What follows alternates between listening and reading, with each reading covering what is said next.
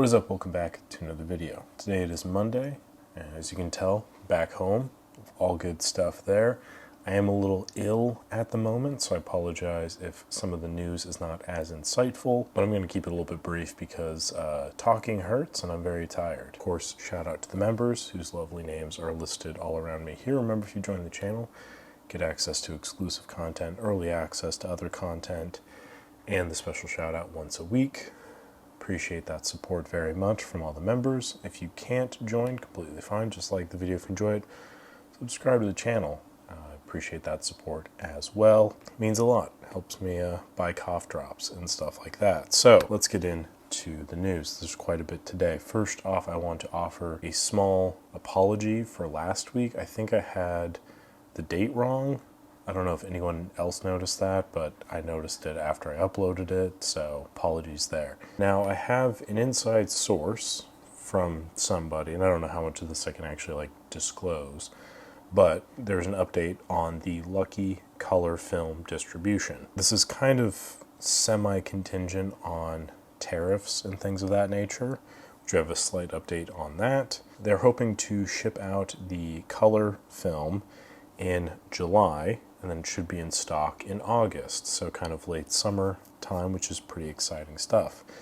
Now, in terms of the tariffs, that looks like there's a bit of a pause going on between the Chinese tariffs on America and the American tariffs on China. I think that they kind of settle down to 30% for the next 90 days. That obviously will increase the price of the film, but maybe not as much as the 145% tariff would. But more on that as time continues.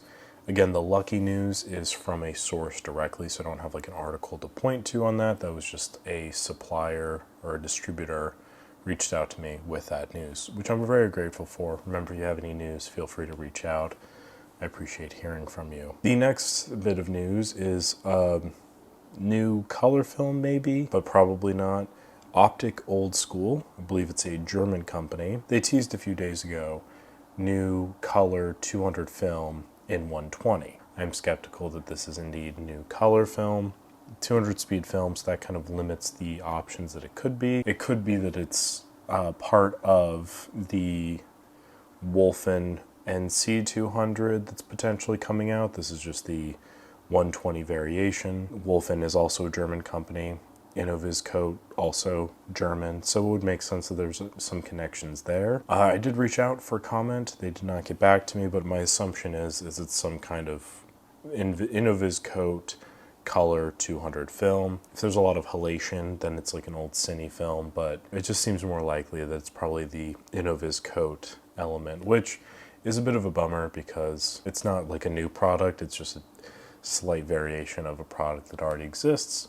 But I digress. Now that I'm thinking about it, it could be that it's Aerocolor. I think a lot of the people that re-can Aerocolor do it in 35mm, but I believe Reflex Labs has a 120 variation of Aerocolor as their Reflex Labs 100 film. That would not be 200 speed. I think Carmier rates their Aerocolor at 160, but that's not 200. So unclear as to what it is, but my presumption is Innoviscoat, potentially Aerocolor, but most likely Innoviscoat. Anyway, moving on from speculation.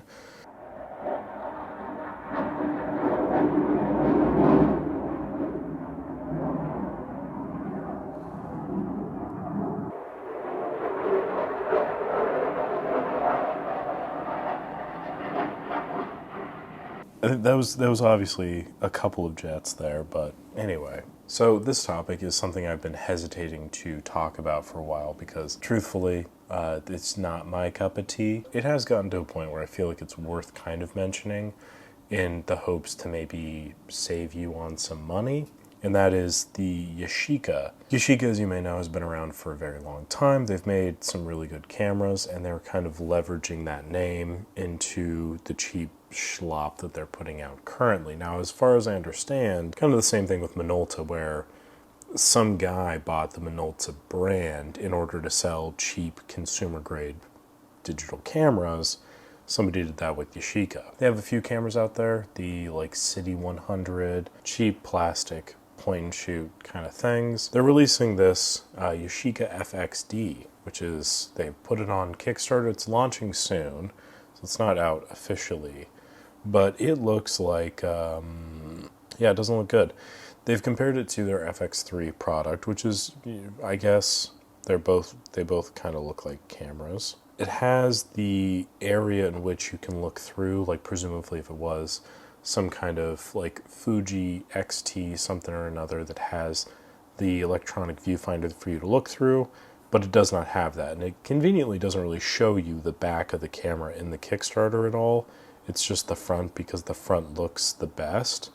But on the back, if we go on to this other source, Photo Rumors, all of this is linked down below. You can check all this out yourself.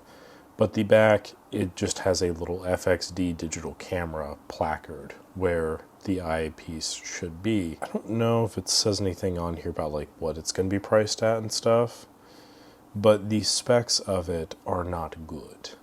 I will say that as much.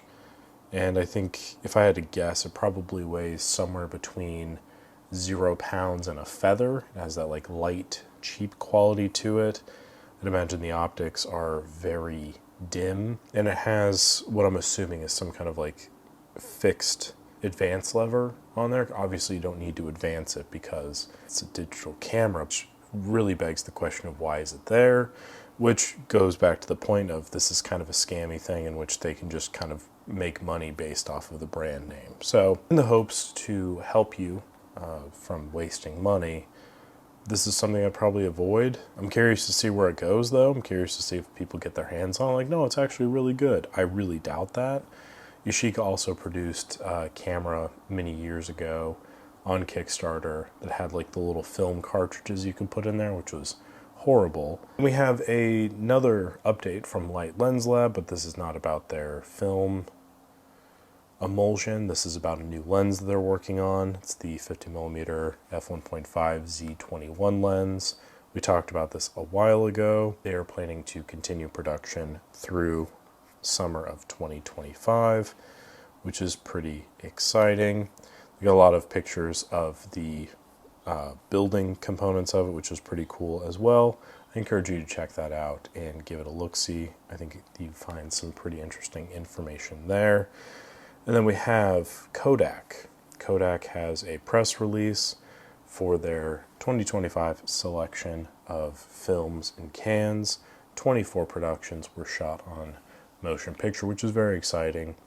I remember a number of years ago, there was some prominent filmmakers, I think like Martin Scorsese, Quentin Tarantino, and Wes Anderson, and others signed something to be like, we're going to shoot with film. And it's kind of cool to see that that's a continuing thing, even as motion picture technology continues to advance and really high quality cameras continue to lower in cost. Seeing people stick with film is really exciting. And then in a more mainstream movie news situation, the trailer for Mr. Nobody 2 with Bob Odenkirk dropped recently, and I remember watching the first one on a plane and being like, oh, this is a very good plane movie. Super easy, breezy, and I was shocked that Christopher Lloyd was still alive. I don't know why, but I had it in my mind that he had passed.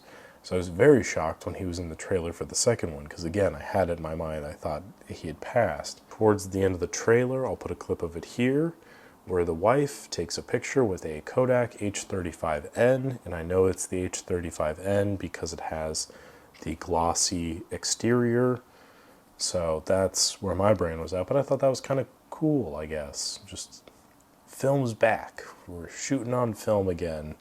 Family fun on film. And there's other stuff I could probably talk about, some Nikon financial results, Kodak financial results. I might wait to do that till next week when I'm like feeling better, because I need to lay down now, but that's pretty much it, I would say, for today's news. Lots to talk about. As always, the links are down below. Thank you again to the members for watching. Thank you all for watching and putting up with me in my sickly state.